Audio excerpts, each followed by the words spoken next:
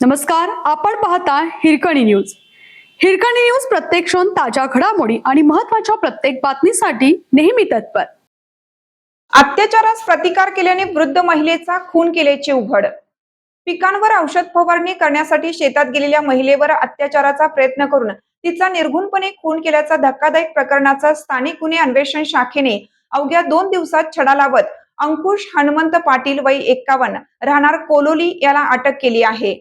या घटनेमुळे महिलांच्या सुरक्षेचा प्रश्न पुन्हा ऐरणीवर आला आहे.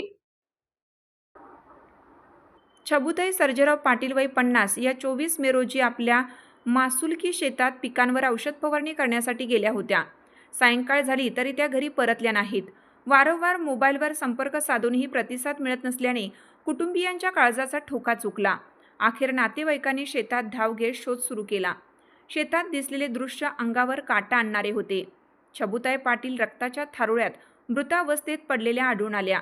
त्यांचे डोके व हातावर धारदार शस्त्रांनी वार केल्याचे प्राथमिक तपासात स्पष्ट झालं. हा प्रकार समोर येताच कुटुंबियांनी एकच आक्रोश केला.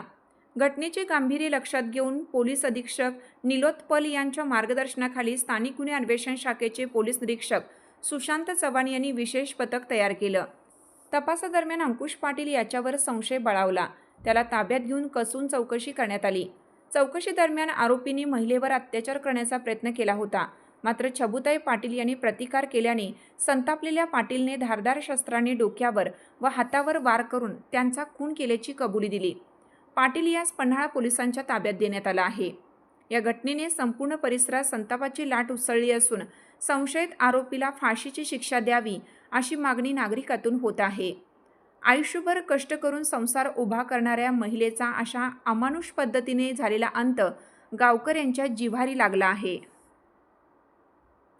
आपल्या हिरकणी न्यूज चॅनलला लाईक करा, शेअर करा आणि सबस्क्राईब करायला विसरू नका आणि रहा अपडेट.